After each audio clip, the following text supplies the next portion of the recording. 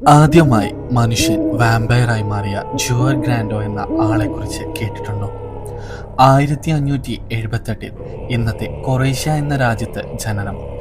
1656 മരണപ്പെട്ട ജൂറി ഗ്രാൻഡോയെ 16 വർഷങ്ങൾക്കിപ്പുറം മരിച്ച ഈ വ്യക്തിയെ പലരും ആ ഗ്രാമത്തിൽ കാണാൻ തുടങ്ങി.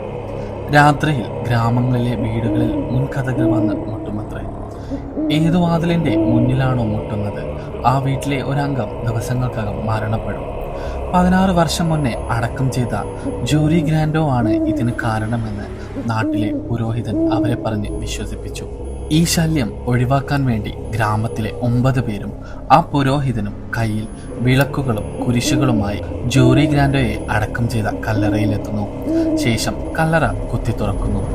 16 വർഷം മുന്നേ മരിച്ച ജൂറി ഗ്രാൻഡോയുടെ കല്ലറയ്ക്കുള്ളിൽ കാറ്റും വെളിച്ചവും കടക്കാത്തതിന്റെ യാതൊരു ലക്ഷണവും അവിടെ കണ്ടില്ല.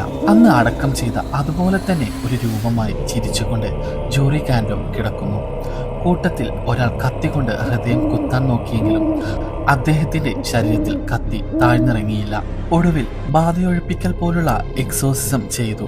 അറക്കവാളുകൊണ്ട് അദ്ദേഹത്തിന്റെ തല അറുത്തുമാറ്റുകയും രക്തം വാർന്നൊഴുകിയ ജൂറി ഗ്രാൻഡോ ശവപ്പെട്ടിയിൽ നിന്നും അലറിക്കരഞ്ഞതായും ചരിത്രരേഖകളിലുണ്ട്. ആദ്യ വാമ്പയറായ ഇദ്ദേഹം അതിനുശേഷം ഗ്രാമത്തിൽ ആരെയും ശല്യം ചെയ്തിട്ടില്ല എന്ന് പറയപ്പെടുന്നു.